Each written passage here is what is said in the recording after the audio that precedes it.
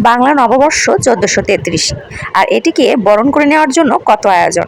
আমাদের কর্মক্ষেত্রে ছাদের উপরে আমরা সুন্দর করে নিজেরাই সবাই মিলে একটা আলপনা তৈরি করে ফেললাম, আর তাছাড়াও কিভাবে করে একটা সুন্দর মেলার আয়োজন করা যায় সেটাই আমরা তৈরি করলাম।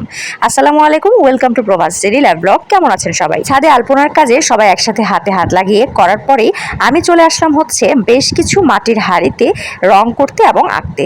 প্রথমে সুন্দর করে আগে এঁকে নিয়েছিলাম পেন্সিল দিয়ে, এরপরে কিন্তু আমি সুন্দর করে এটাকে কালার করে নিয়েছি।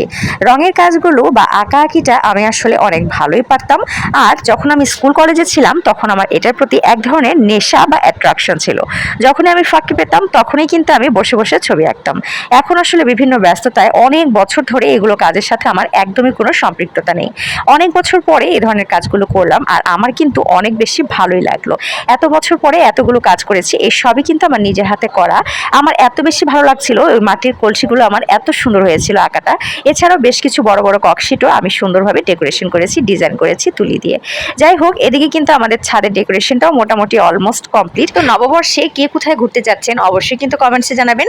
আর সবশেষে আমার করা বেশ কিছু কাজের ছবি আপনাদের সাথে শেয়ার করলাম। সবাই অনেক বেশি ভালো থাকবেন আর নববর্ষের ভিডিওর জন্য অপেক্ষা করুন। আল্লাহ হাফেজ, আসসালামু আলাইকুম, ধন্যবাদ সবাইকে।